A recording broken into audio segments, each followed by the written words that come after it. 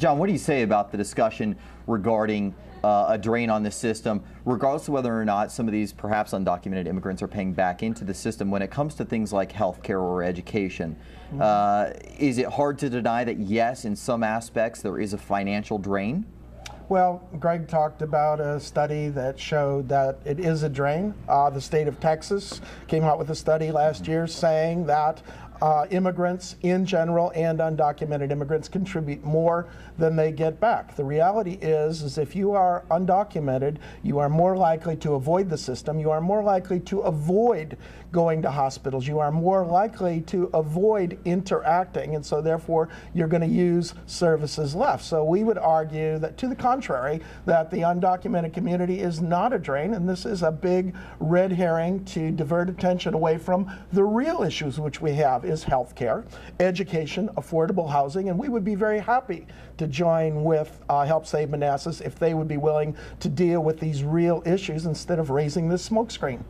Smokescreen, Greg? Absolutely not. The director of the Prince William County Hospital has reported that he's being saddled with $15 million of unpaid bills from supposedly, reasonably illegal aliens who use the emergency room for primary health care, provide a false name, and then aren't able to be located in order to pay their bills. That expense is passed on to the rest of us that use these health care services, and having large numbers of illegal aliens flood our health system just simply raises the cost of health insurance and health care for American citizens. John, what are we seeing as far as numbers of people who are reacting perhaps adversely to this new law enforcement measure? Are people, as we've heard, running for the hills? Are people trying to get out of the area now as a result?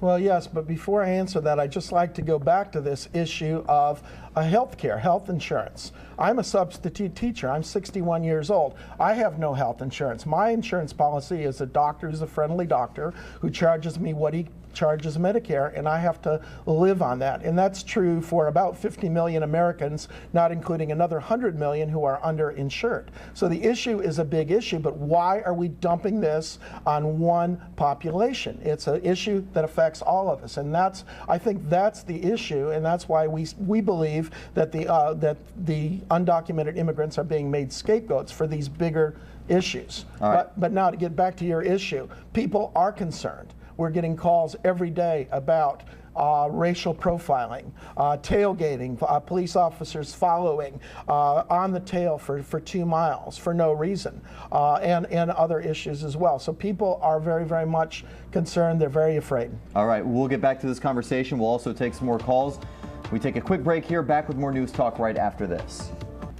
Welcome back to News Talk and our discussion about Prince William County's legislative measures to try and tackle the issue of undocumented immigrants. And we're going to begin with another phone call here.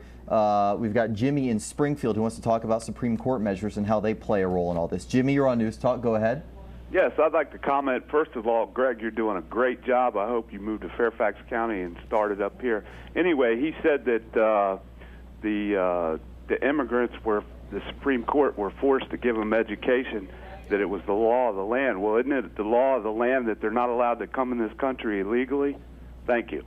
Well, thanks for the call, Jimmy. And actually, John, why don't you answer that one first? Well, and in fact, I'd like to address that. My first job experience was at the age of 16 in 1963, working in the fields with the Mexican farm workers, the migrant workers in southern Michigan. I grew up in Dexter, Michigan, a small farm town. That was my first experience, and a kind of a life-changing experience for me. The reality is that this nation has been dependent upon migrant labor from Mexico, mainly in the Southwest until recent years, for over 100 years now. And even today, if you believe the Washington Post, 70 to 80% of the workers in the fields harvesting the crops are undocumented. So, and here in Prince William County, Loudoun County, it's this unprecedented building construction, and where are you going to get the workers to do the work? There's a huge vacuum that's been created. There's a huge demand for unskilled, low-cost labor, and it's coming from the same place it's been coming from for 100 years, and there's no legal mechanism for people to cross the border and to work to feed their family. Greg, that caller says that we're giving rights to people who he says haven't earned those rights because they came in illegally. But at the same time, John raises a point that a lot of these jobs are being done by people coming across the border that aren't being done by others. Well, to respond to Jimmy's question, he's referring to a 1982 Supreme Court decision called Plyer v. Doe, which at the time, it was not unlawful to hire an illegal alien. It also, there was no strong evidence that there was a significant problem with illegal aliens in the school. So Plyer v. Doe ruled that you have to educate these folks even though they broke the law. I think it's probably a good idea that we take a look at that decision again, and because obviously the legal landscape has changed considerably. Secondly, we've definitely demonstrated that there is a problem with illegal aliens in the community. Now, are there federal issues to address? Sure, there's federal issues to address. I don't think anybody's happy with the federal immigration laws and how complex and difficult they are. But at the local level, what is the person to do to protect his community, his street, his home? They don't care what's going on with federal law. They just want the police to come in and do what they can to ensure that law and order exists on their street, because no matter how compelling an argument for federal immigration change you can make, you absolutely have to make sure that that person can send his kids to school without being concerned that day laborers are going to assault them. It's very important. And also, Jimmy, go to Save the Old Dominion's website, sign up, and we'll get Fairfax rolling here in no time. Diane in Fort Washington joining us now on the phone. She has a question for us, and once again on a hot topic, and it's about taxpayer dollars. Diane? Hi. Yes, a lot is being made about our tax dollars going towards supporting people that are here in the country illegally.